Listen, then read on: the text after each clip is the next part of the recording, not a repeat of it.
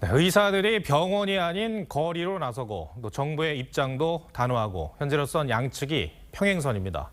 이번 사태가 오래가는 걸 국민 누구도 바라지 않을 텐데 이 사회정책부 박재훈 기자와 얘기 나눠보겠습니다. 자, 박 기자, 오늘 집회에 학부모들도 많이 참석을 했다고요? 네, 주소의협비대위 언론홍보위원장은 전공의와 의대생의 학부모들까지 다수 참석했다고 집회 시작 전 기자들에게 말했습니다.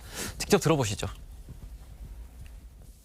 전공의 학부모들이 보시기에도 현재 정부의 일방적인 의대 정원 증원이 납득할 수 없다는 것이고, 그 부모님들이 볼 때 안타까운 게 자기 아들들, 딸들을 공부 잘 시켜가지고 의사를 시키기 위해서 의대를 보내고. 네, 하지만 자녀들이 의협을 포기할 수밖에 없는 상황이 왔고 이를 두고 볼 수 없어서 학부모들마저 집회에 왔다고 설명했습니다.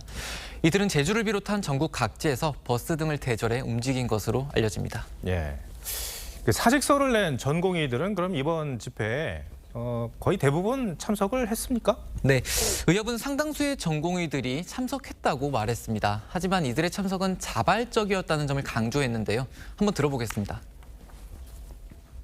전공의들에 대해서는 우리 비대위 차원에서 참여하라고 저희가 독려한 적도 없고 공문을 보낸 적도 없기 때문에.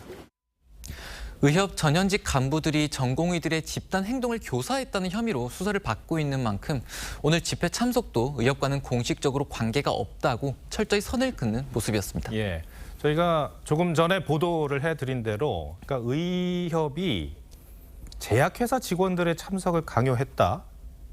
그런 의혹이 제기가 됐어요. 자, 의협의 구체적인 입장은 뭡니까?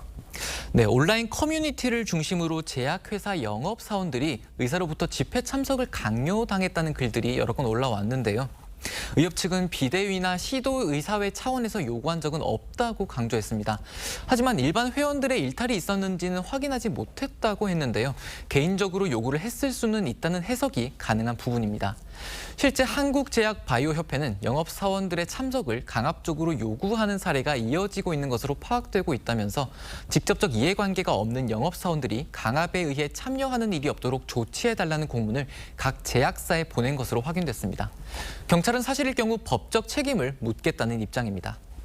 예, 제가 조금 전에 의협이 강요한 의혹이라고 그랬는데 좀 수정을 해야 될 것 같아요. 일부 의사들로 정정을 하겠습니다. 자, 전공의들 얘기를 좀 해보면 복귀 시한이 3일이나 지났거든요. 내일부터 어떻게 되는 겁니까? 네, 전공의들은 사직서를 내고 병원을 떠난 게 문제가 없다고 주장하지만 정부 생각은 조금 다릅니다. 사직을 하려면 1개월 전 사전 통지나 상담 등 요건을 갖춰야 하는데 이를 지키지 않아 엄연히 업무 개시 명령의 대상이란 겁니다.